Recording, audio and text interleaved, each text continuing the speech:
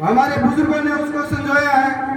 बुजुर्गों ने वहां से पशुओं को ला करके अपने पेट को पाला है, अपने घर को चलाया, उस बदराना जोड़ को मिटाने का काम किया। जो लोग आज ये कहते हैं कि ये ट्रस्ट की जमीन है, तो ट्रस्ट अब तो नहीं बना, ट्रस्ट अब तो नहीं बना है। ट्रस्ट की जमीन है तो ट्रस्ट तो बहुत पहले से बना हुआ है। और आप यहाँ के जनप्रतिनिधि हो, यह नवलगढ़ की जनता ने आपको चुना है। विकास के नाम पर इनको झांसे में लेना बंद कर दो, क्योंकि ये नवलगढ़ की जनता जितना सिर पे पटाती है, उससे तेज गति से ये नीचे पटकने का काम भी जानती है। चाहे बदराना जोड़ की बात हो, चाहे भक्तों वाले जोड़ की बात हो, चाहे यही आपके नजदीक सीमेंट फैक्ट्रियों की बात हो। मैं पूछना चाहता हूं मेरे नौजवान साथियों से कि जब सत्ता में ये लोग आए थे तो इन लोगों ने अपने को झांसा दिया था कि हम आपको रोजगार देंगे।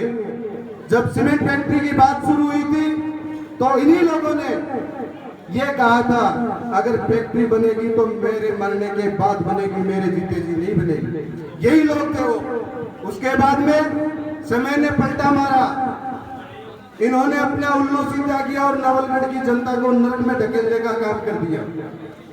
फैक्ट्री बनी है, अच्छी बात है, लेकिन क्या यहाँ के युवाओं को उसमें रोजगार नहीं मिलना चाहिए? आप तय करोगे ये लोग। अगर नहीं मिला है, अगर किसी को मिला है तो बताओ मुझे, अगर नहीं मिला है तो ये सवाल अपने आप से भी करो, क्योंकि नहीं मिलने का कारण क्या है?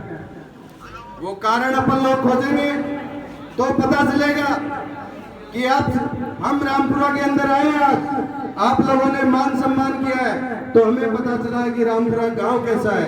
आप में से भी किसी को रोजगार मिल जाए सीमेंट फैक्ट्री में, तो आप उसके अंदर चले जाओ तो आपको भी पता चल जाएगा यहाँ पर इन नेताओं की दलाली कितनी है। इसलिए आप लोगों को वंचित रखा है, इसलिए यहाँ पर बाहर के लोग काम कर रहे हैं और अपन सिर्फ त्रस्त है। यह वर्तमान स्थिति है। नवलगढ़ में सेठों की धरती है नवलगढ़, और नवलगढ़ शहर के अंदर 200 से ज्यादा हवेलियां थी। सभी लोग जानते हैं आगे सेठों को, गांव-गांव में उन लोगों ने काम करवाया है। और आज इन लोगों ने चंद पैसों के लालच के अंदर हमारी नवलगढ़ की ऐतिहासिक धरोहरों को जमी दोज कर करके वहां पर कॉम्प्लेक्स बना करके पैसा लूटने का काम कर रहे हैं। क्या ये जायज है? अगर जायज नहीं है तो आप और हमको सबको जागना होगा। हमसे जुड़े हुए जो भी व्यक्ति हैं उनको जगाना होगा। मैं यहाँ पे मौजूद तमाम साथियों से कहना चाहता हूँ, क्योंकि मैंने कई भाषणों के अंदर सोशल मीडिया पे सुना है, वो लोग ये सवाल करते हैं कि ये भारतीय जनता पार्टी के नेता 4.5 साल कहाँ थे। मैं भी एक पंचायत का जनप्रतिनिधि हूँ, गांव के लोगों ने मुझे भी जिम्मेदारी दी है। मैंने देखा है कि ये विधायक कहाँ था। क्या किसी आम आदमी जो गांव का गरीब आदमी है वो उस तक पहुंचना चाहे, अपनी बात रखना चाहे, तो इन चुनाव की बयान चल गए, इससे पहले रख सकता था क्या कोई? यहाँ के जो जनप्रतिनिधि हैं उनका भी संपर्क नहीं होता था उससे, और इस बात का मैं गवाह हूं। ये जो मदन जी बता रहे थे विकास की बात, 7-8 पंचायतों के प्रतिनिधि आपके बीच में हैं। आप अपनी ग्राम पंचायत को देख रहे हो, गांव के लोग प्रतिनिधि चुनते हैं, सरपंच चुनते हैं, गांव की सरकार चुनते हैं, और इस बात के लिए चुनते हैं कि वो बड़े नेताओं को गांव की समस्याओं के बारे में बताएं। लेकिन इन लोगों का अहंकार देखो। इन लोगों ने 2 भाई मजबूत हैं, एकजुट है, तो उन लोगों को लड़ाने भिड़ाने का काम किया है। अगर मेरा कोई युवा साथी ये बोले कि मैं अपनी जगह हूँ, ठीक हूँ, मैं खुद का काम करता हूँ, और जो अन्याय हो रहा है उसके खिलाफ बोलूंगा, तो यहाँ के प्रतिनिधि पुलिस प्रशासन के द्वारा उनको दबाने का काम करते हैं।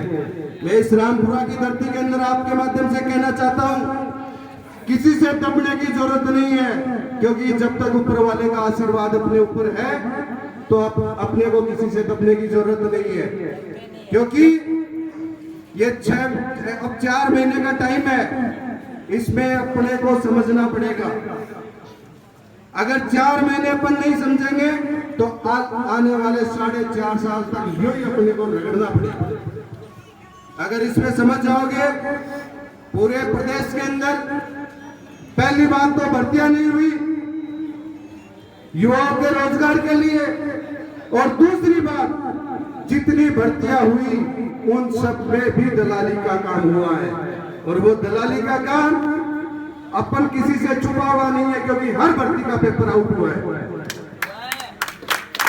गांव का कोई भी विद्यार्थी, पढ़ने वाला युवा, जिसका बाप खेती का काम करता है, मजदूरी का काम करता है, माँ घर पे काम करती है, पशुपालन करती है, पैसे इकट्ठे करते हैं, अपने बेटी और बेटी को पढ़ाते हैं।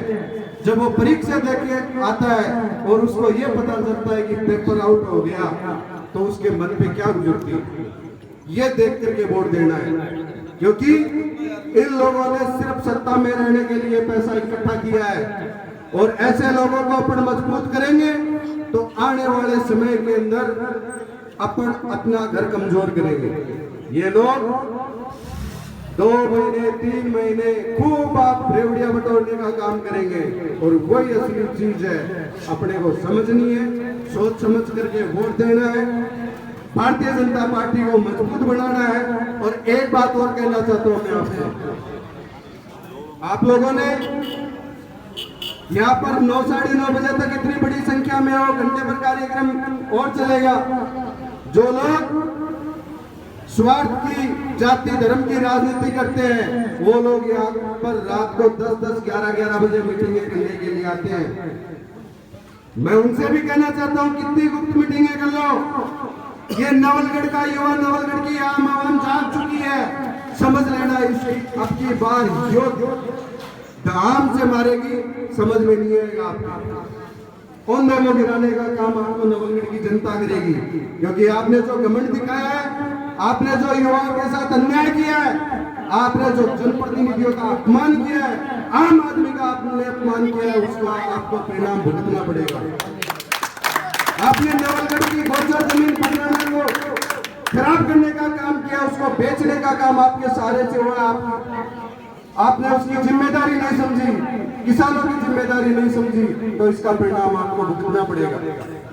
यही बात कहते हुए मैं भारतीय जनता पार्टी को मजबूत करने का आपसे आह्वान करता हूं। धन्यवाद। जय हिंद।